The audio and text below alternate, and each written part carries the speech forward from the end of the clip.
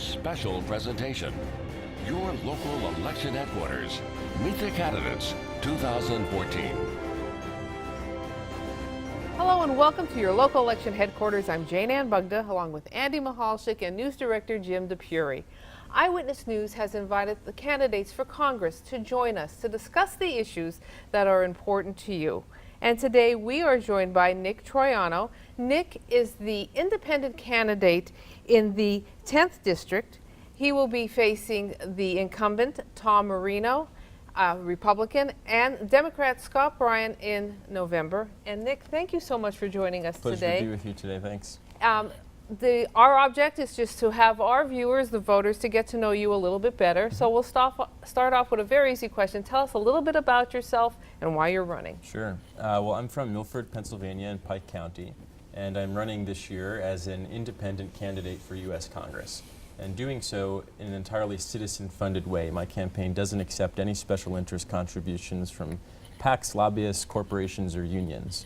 Now, I grew up in Milford. I ran a small business. I worked for the nearby national park. And I also got involved in my community, starting a nonprofit organization to get young people more involved. As I got really interested in civics and government, I went down to Washington to study American government, where I got my master's degree in 2013 from Georgetown University. And it wasn't long after arriving that I realized both how broke our country is financially and also how broke our country is politically. And as a younger person, seeing these enormous challenges that my generation will disproportionately be burdened by, I wanted to get more involved sooner rather than later. And in 2012, I started a national organization called The Can Kicks Back. We were sick of watching Washington kick the proverbial can down the road, especially in dealing with our budget and our debt. And over the past couple of years, I've worked on a national level to try to get both parties to work together to deal with our large fiscal challenges. When the government shut down last fall as a result of the partisanship in D.C., I reached my greatest point of frustration, and I decided to run this year to challenge Congressman Tom Marino, who I think is a key part of the problem in Washington. Let's start off with, we're talking about, let's talk about the U.S. economy. Some say it's turning around slowly but surely. Our area of Pennsylvania has sometimes a harder time getting traction. What plan do you have? What would you recommend to get our economy moving full steam ahead, the U.S. economy and Pennsylvania? Well, the economy is a top issue that I'm running on. Increasingly, we see our economy benefiting those at the top, squeezing those in the middle, and leaving far too many behind, with 1 in 5 children living in poverty in our country. I think the first step is for Congress to stop doing the harm it is right now to Congress. That means putting an end to the political crises in Washington, like the government shutdown that Congressman Marino supported, which cost our economy $24 billion. It means supporting small business by streamlining and getting rid of a lot of regulation that stands in the way of our entrepreneurs. And it also means for Congress to put its own budget in order. You know, if we can have a plan to put our debt on a downward path and keep strong investments in our future, that'll help economic growth. And I think in our region, as a potential U.S. representative, I would focus on key growth opportunities that we have in agriculture, ecotourism, and in natural gas development. And I would appoint someone on my staff to solely focus on economic development issues and being a liaison to the many chambers of commerce and economic development authorities around the district. Okay. The district has both wealth and good jobs up with the growth of the fracking industry up and along the northern tier, but as you go farther south, there are areas that are still have not achieved the numbers of jobs in the area. What would you do in Congress to try to bring more jobs and equalize out, I guess is the best term, the situation for the workers in Pennsylvania and the district? One of the barriers to job growth I think we see, particularly in our district, is a lack of infrastructure. And as a country, we have several $1 trillion in backlogged investment in infrastructure, and that's something that I would support trying to get to our district, especially while our interest rates are low nationally.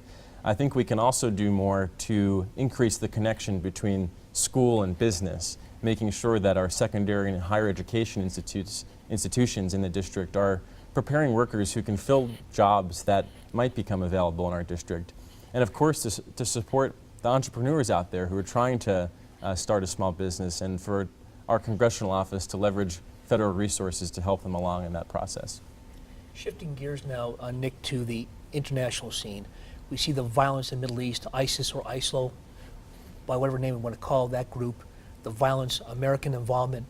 What is your plan? What do you think we should be doing to resolve the issue, not just peace between Arabs and Israelis, but the whole situation there seems to be a powder keg ready to explode. Are we doing enough there? What would you do?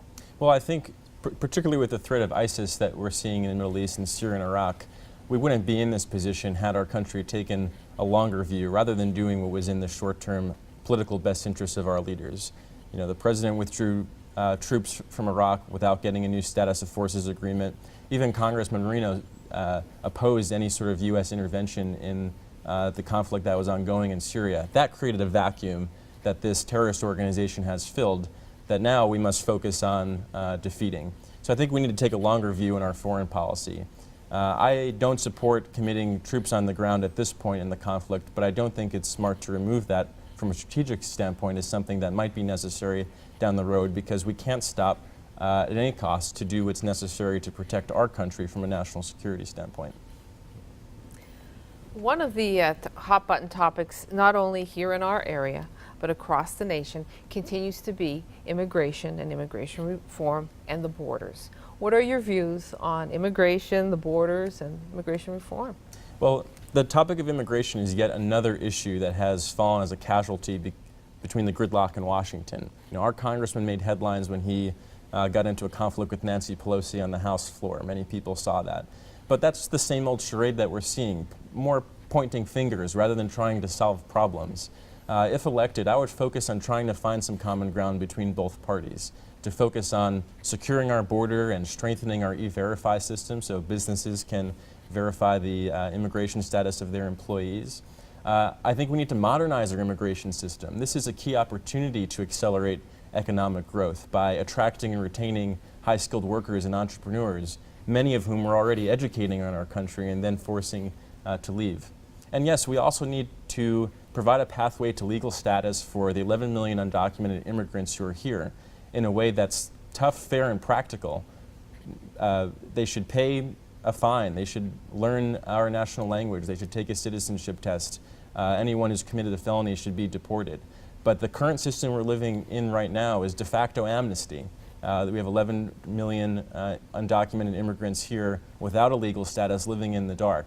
I would support with the Senate bill that was passed last year, supported by Republicans and Democrats, to finally secure our border, modernize our system, and provide a pathway to legal status for those who are here undocumented. Okay. Speaking of securing the border, Homeland Security. Obviously it's a growth out of 9/11. They have obviously been a factor in terms of screening people coming in, but we're now facing a new threat, especially coming out of the Mideast, where we actually have our American citizens who are actually overseas and taking part in some of the ISIS developments. These people can come back. They have passports, so they're pretty much out of the, I don't want to say off the grid, but it's a threat from almost inside. How do you see combating this element that has grown really in the last year or so in terms of our security and also the Mideast coming back? Sure. Well, you point out one of the reasons why we need to take the threat of ISIS seriously, and that is because foreign fighters that may hold British or American passports could come back here and be a threat.